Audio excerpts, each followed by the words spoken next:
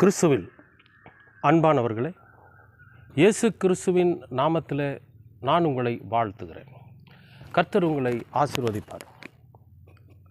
இன்றைய அனுதின உணவில் கர்த்தர் நமக்கு கொடுக்கிற வார்த்தை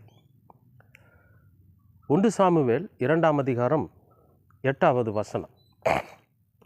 அவர் சிறியவனை புழுதியிலிருந்து எடுத்து எளியவனை குப்பையிலிருந்து உயர்த்துகிறார். அவர்களை பிரபுக்களோடு உட்காரவும் மகிமையுள்ள சிங்காசனத்தை சுதந்திரிக்கவும் பண்ணுகிறார். கர்த்தருடையவைகள், அதாவது பூமியின் அஸ்திவாரங்கள் கர்த்தருடையவைகள், அவரே அவைகளின் மேல் பூச்சக்கரத்தை வைத்தார்.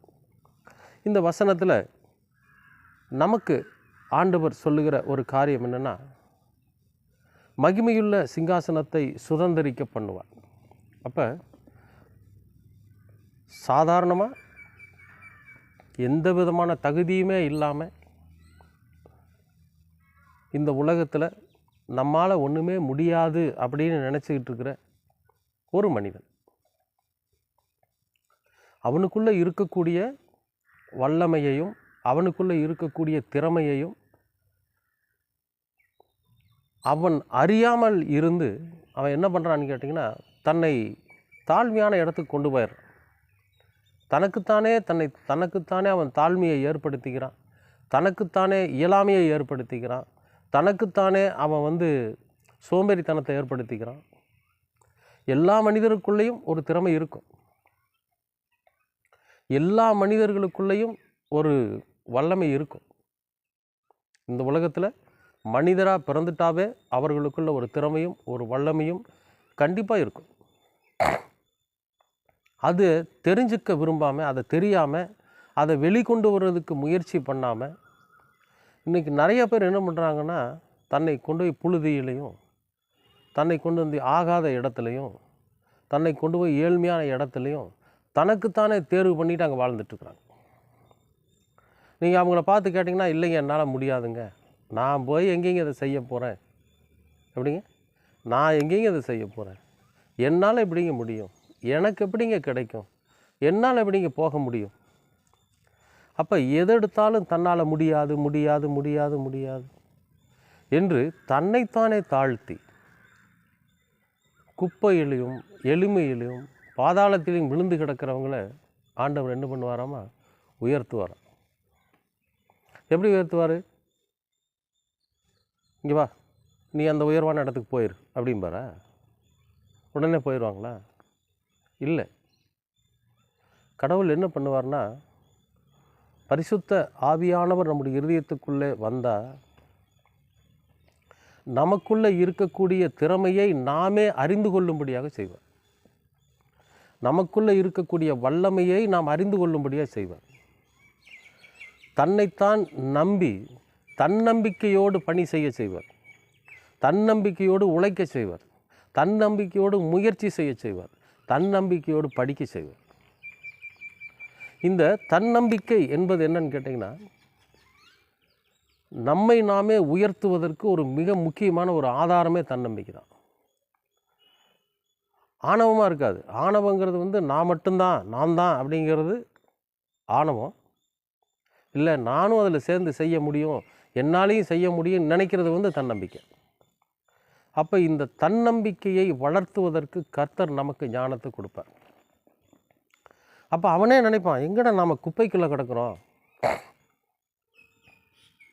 குப்பையில் கிடக்கிறோம், எதனால் நம்ம குப்பைக்கு வந்தோம், எதனால் நம்ம ரொம்ப எளிய வாழ்க்கை வாழ்ந்துட்டுருக்குறோம், ஏன் எல்லாரும் நம்மளை சிறுமைப்படுத்துகிறாங்க, நம்மக்கிட்ட தான் எல்லா திறமையும் இருக்குதே அப்படின்னு சொல்லி தன்னுடைய சிறுமையை அவன் பெருமையாக்க முயற்சிப்பான், தன்னுடைய எளிமையை அவன் வலிமையாக்க முயற்சிப்பான், தன்னோட தாழ்மையை அவன் உயர்த்த முயற்சிப்பான்.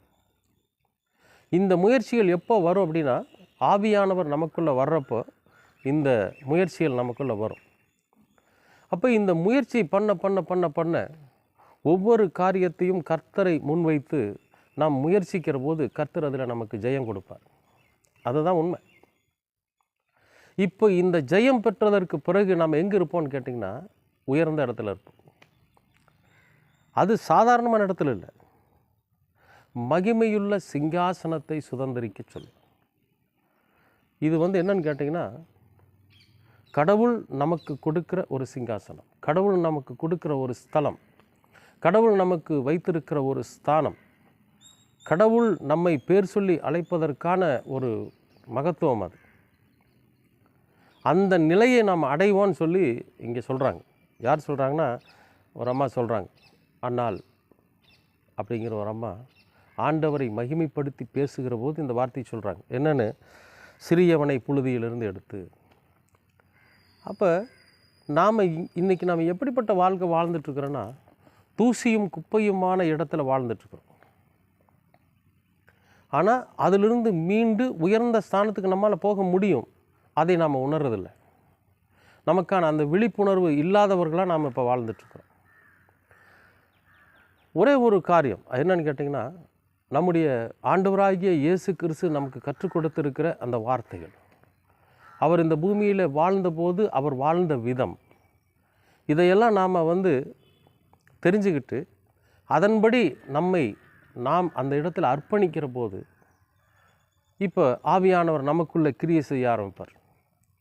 ஆவியானவர் நமக்குள்ளே கிரியை செய்கிற போது என்ன நடக்கும் அப்படின்னா, நாம் எந்த இடத்துல இருக்கிறோம், நாம் எப்படிப்பட்ட வாழ்க்கை வாழ்ந்துட்டுருக்குறோம், இந்த வாழ்க்கை முறை நமக்கு சரியானது தானா அப்படின்னு சொல்லி நம்மை நாமே ஆராய்ந்து பார்க்கக்கூடிய அறிவை, பகுத்தறிவை கர்த்தர் நமக்கு தருவார். இந்த பகுத்தறிவு நமக்குள்ளே வர்றப்போ நாம் என்ன பண்ணுவோம்னு கேட்டிங்கன்னா, ஐயோ நம்முடைய தகுதிக்கும் நம்முடைய திறமைக்கும் நாம் தவறான இடத்துல இருந்துகிட்டு இருக்கிறோம் அப்படின்னு சொல்லி அந்த இடத்துலேருந்து விடுபட்டு நமக்கு தகுதிக்கு தகுந்த அந்த உயர்ந்த ஸ்தானத்துக்கு போவதற்கு நம்ம முயற்சிப்போம். இந்த முயற்சி வெற்றி அடைகிற போது நமக்கு அந்த சிங்காசனம் கிடைக்கும். அன்பானவர்களே, மாய்மாலமோ மந்திரமோ மாயாஜாலமோ செய்கிறவர் அல்ல நம்முடைய ஆண்டவர். நாம் நம்மை கொண்டு நம்முடைய சொந்த உழைப்பில், நம்முடைய தன்னம்பிக்கையிலே நாம் உழைத்து உயர்ந்து ஒரு உன்னதமான ஸ்தானத்துக்கு வரணும் அப்படிங்கிற ஞானத்தை கர்த்தர் கொடுப்பார். இந்த ஞானம் நம்மை உயர்த்தும். அன்பானவர்களே, கடவுள் இப்போ எல்லோரும் என்ன நினச்சிட்டு இருக்கிறாங்கன்னா, உயர்ந்த ஸ்தானத்துக்கு கொண்டு போவார் அப்படின்னாக்கா உடனே ஜீம் பூம் பா அப்படின்னு ஒரு மந்திரம் போட்ட உடனே அந்த இடத்துக்கெல்லாம் போயிடுவோம். இன்றைக்கி போலி போதகர்கள் எல்லாம் இருப்பானுங்க பாருங்கள், அவனுங்கெல்லாம் என்ன சொல்லுவானுங்க தெரியுங்களா, என்னமோ மந்திர சக்தி மந்திரவாதியை பண்ணுற மாதிரி கடவுள் பண்ணிகிட்ருக்கிறதா இன்றைக்கி அவர்களுடைய விளம்பரங்கள் எல்லாம் இருக்குது. காசு சம்பாதிக்கிற, பணம் சம்பாதிக்க அவனுக்கு அப்படி பண்ணுறானுங்க. அன்பானவர்களே, அப்படி அல்ல. கடவுள் நம்முடைய உழைப்பை கொண்டு, நம்முடைய அறிவை கொண்டு, நமக்கு ஞானத்தை கொடுத்து, நம்மை கொண்டே நம்மை உயர்ந்த ஸ்தானத்திற்கு கொண்டு போக செய்கிறவர்.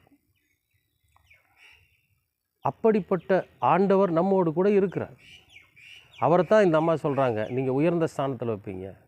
அப்போ எனக்கு தெரியுது நான் இருக்கிற இடம் தவறானது, இது நான் என்னுடைய தகுதிக்கும் திறமைக்கும் இந்த இடம் என்னுடையது அல்ல, நான் இதை விட உயர்ந்த ஸ்தானத்துக்கு போகணும், கடவுளோட பணியை செய்யணும், கடவுள் நமக்கு நிர்ணயிச்சுக்கிற இடத்துக்கு போகணும், மற்றவர்களுக்கு முன்பாக நான் ஒரு சாட்சியாக இருக்கணும் அப்படிங்கிற அந்த உணர்வை கர்த்தர் தருகிற போது அதற்கென்று உழைப்போம், அதை நோக்கி பயணிப்போம். அப்போ அந்த இலக்கை நம்மால் அடைய முடியும். அன்பானவர்களே, அப்படித்தான் இந்த வசனம் சொல்லுகிறது. சிறியவனை புழுதியிலிருந்து எடுத்து எளியவனை குப்பையிலிருந்து உயர்த்தி அவனை பிரபுக்களோடு உட்கார செய்வார். மகிமையுள்ள சிங்காசனத்தை சுதந்திரிக்க பண்ணுவார். பூமியும் அதன் பாரங்களும் அஸ்திபாரங்களும் கர்த்தருடையது. அவரே அவைகளின் பூச்சக்கரத்தை வைத்தார். அன்பானவர்களே, இன்றைக்கும் கூட கர்த்தர் உங்களையும் என்னையும் உயர்த்த அவர் ஆயத்தமாக இருக்கிறார். அவருக்கு இடம் கொடுக்க நாம் ஆயத்தமாக இருக்கிற போது நம்முடைய எல்லா சூழ்நிலையும் சரி, விழுந்து போய் இருக்கிற தொழிலும் சரி, விழுந்து போய் இருக்கிற வியாபாரமும் சரி, மற்ற எதுவாக இருந்தாலும் சரி, கர்த்தர் நம்மை கொண்டே நம்மை உயர்த்த வல்லவராக இருக்கிறார். நாம் அவரிடத்தில் நம்மை அர்ப்பணிப்போம். நிச்சயமாகவே இந்த உலகத்தில் நாம் மகிமையுள்ள சிங்காசனத்தை சுதந்திரிப்போம். கர்த்தர் உங்களை ஆசீர்வதிப்பார். அன்பின் பரலோக பிதாவே, அருமையான நல்ல இந்த அனுதின உணவிற்காக உமக்கு நன்றி. இந்த நாளை நீர் ஆசீர்வதித்து கொடுத்ததற்காக உமக்கு ஸ்தோத்திரம். ஆண்டவரே, புழுதியிலிருந்து குப்பையிலிருந்து எங்களை உயர்த்தி மகிமையுள்ள சிங்காசனத்தில் நீர் அமரச் செய்கிற தேவனாய் இருக்கிறீர். அதற்காக உமக்கு நன்றி. நாங்கள் அதற்கென்று எங்களை அர்ப்பணிக்க நீர் எங்களுக்கு கிருபை பாராட்டும். பரத்திலிருந்து வருகிற உம்முடைய ஞானம் எங்களை ஆட்கொள்ளட்டும். பரிசுத்த ஆவியானவர் எங்களை வழிநடத்தட்டும். எல்லாவற்றிற்கும் மேலாக ஆண்டவர் இயேசு கிறிஸ்துவின் வார்த்தைகளின்படி நாங்கள் எங்களை ஆண்டவரே நாங்கள் பலப்படுத்திக் கொள்ள, பரிசுத்தப்படுத்திக் கொள்ள நீர் கிருபை பாராட்டும்.